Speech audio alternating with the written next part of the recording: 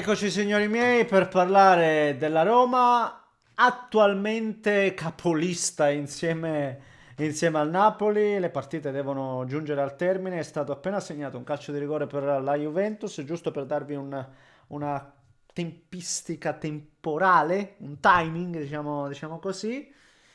Mamma che calcione che sta tirando Runeic, incredibile. Ci possiamo anche soffermare su questo rigore qua, ma quello che ho visto a Roma, onestamente, è lì che non riesco a trovare delle risposte, ragazzi. Vado enorme in difficoltà. È brutto perché ancora una volta ci dobbiamo trovare qui a parlare di episodi arbitrali, discutiamo del più o del meno, vediamo Ildiz, lo segna e quindi la Juventus si porta a casa la vittoria e lo fa secondo me dando anche alcuni segnali all'allenatore che verrà, no? Anche segnali tattici, ecco, ma ci arriviamo. Anche il Como sta vincendo 3-1, bene, un gol importante per il Como. Eh, degli episodi è brutto, ma bisogna parlare anche serio perché non si capisce più niente, ragazzi. Si fa una fatica immane a seguire ormai le regole, proprio le regole, perché qua ci dicono: no, ma sapete, i gol, ma no, per far complotti, non per dire no, ma quella squadra viene avvantaggiata piuttosto che quella. Ragazzi, lungi da me, lo sapete benissimo, non mi piacciono per nulla questo discorso, però io da spettatore voglio capire un po', spiegatemelo il regolamento, spiegatemelo, perché se mi dite che adesso le regole sono cambiate, allora perché il gol di Leao, no, con Pavlovic che ha un paio di metri dal portiere, quello si capisce che il portiere non può fare la mossa, no, non può buttarsi prima che c'è Pavlovic, ma mi dite che il regolamento è cambiato, va bene, lo accetto, lo capisco, perfetto. Per non parlare poi di Haketekame, che ce ne sono 4 in fuorigioco, però visto che sono distanti anche per questo motivo, no, non puoi, va bene, lo capisco, lo accetto, lo rispetto, e allora però mi dovete spiegare perché stasera il gol di Solé viene annullato. Me lo dovete spiegare perché io francamente ribadisco, ci capisco poco, ci capisco sempre meno e onestamente così poi si creano davvero, no, le polemiche, le discussioni e tutto il resto. Non va bene purtroppo. Vabbè, aperta e chiusa questa parentesi, adesso parliamo di calcio.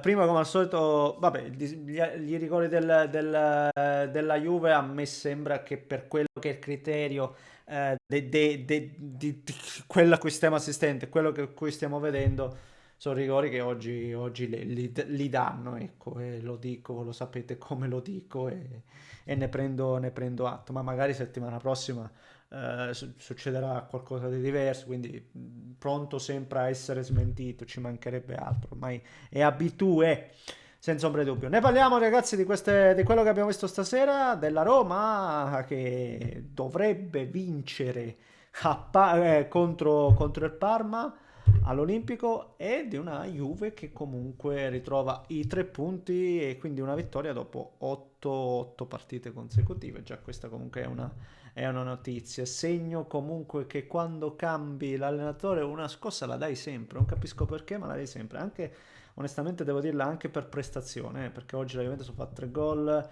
crea anche tanto per quanto mi riguarda. Il migliore dell'Udinese è stato il portiere, quindi oltre a Nicolo Zagnolo, perché finché ha giocato Nicolo Zagnolo qualcosa di buono l'ha fatto, ma secondo me il portiere è stato il migliore. Ne parliamo ragazzi miei, prima, e come se lo facciamo, ho già passato 4 minuti.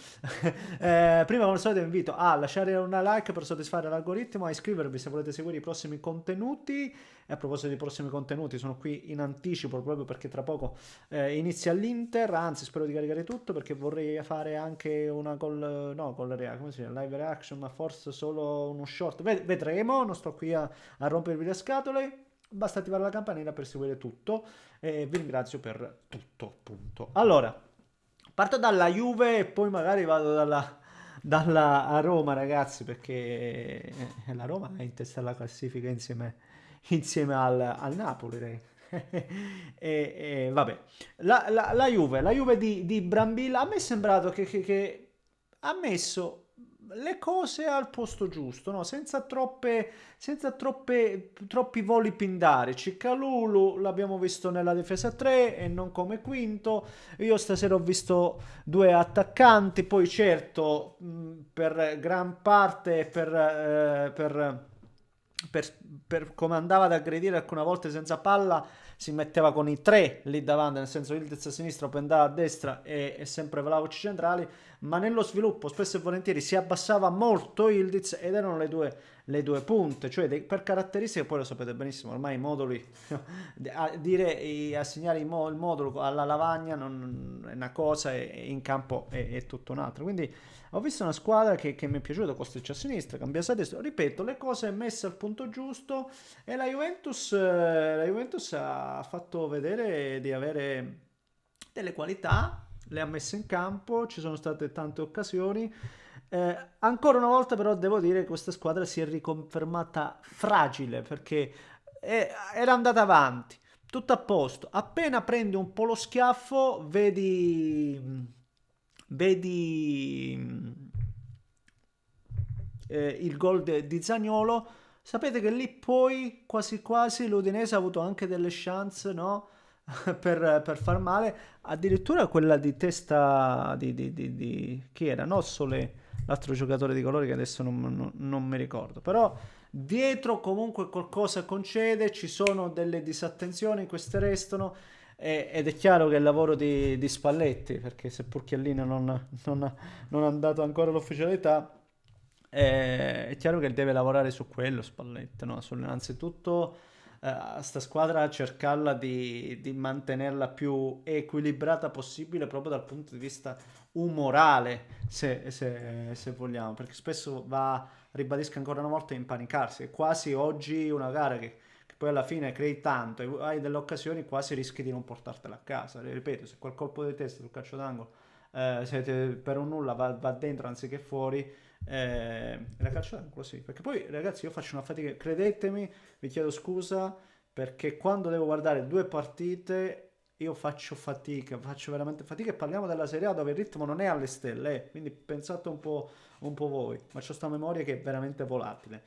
Però ribadisco, secondo me occhio perché questa difesa a 3 con magari le due punte o 3-4-1-2 o secondo me qualche volta potrebbe essere utilizzato da Spalletti, nonostante magari predilige la difesa a 4, vediamo, però oggi l'ho vista messa, per me l'ho vista messa bene in campo e le due punte comunque sono utili perché danno, no, ti alzano un po' la squadra, ti creano delle varianti. Il primo gol nasce da una combinazione loro dove tutte e tre, se non sbaglio, il primo è Ildiz e poi gli altri due, o no?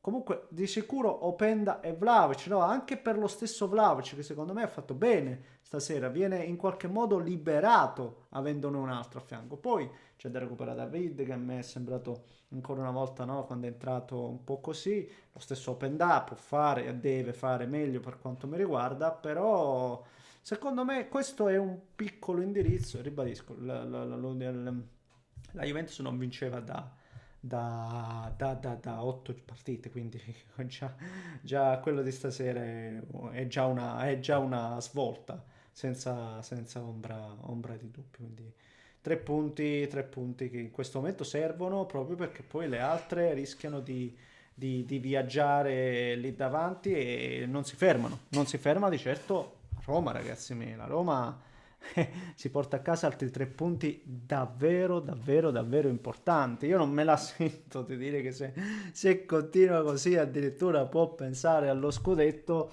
No, non credo sia attrezzata, però ragazzi è veramente, più seriamente una candidata per la Champions League. Credo che il fatto di voler cambiare allenatore per la Juventus non è tanto la classifica attuale, ma tanto la classifica potenziale.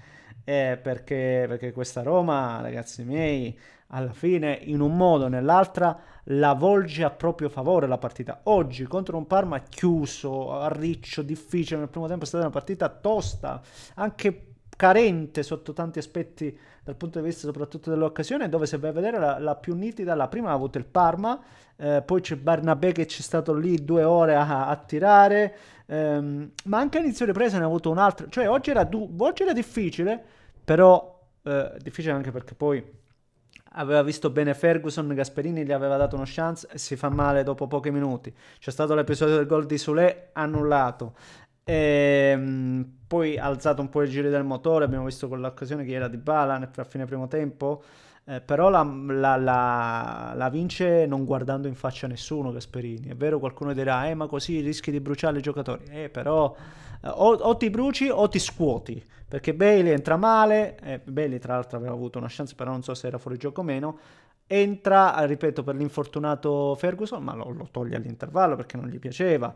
E però lì, sai, anche con la nuova posizione di Cristante, che poi alla fine è sempre utile, ragazzi miei, per qualsiasi allenatore, poi Cristante c'è sempre nella discussione. Oggi tanta continuità nella partita da parte di Dybala, tanta, l'asse Dybala-Wesley, quanti interscambi abbiamo visto, no, più che interscambi, quante aperture di Dybala per Wesley.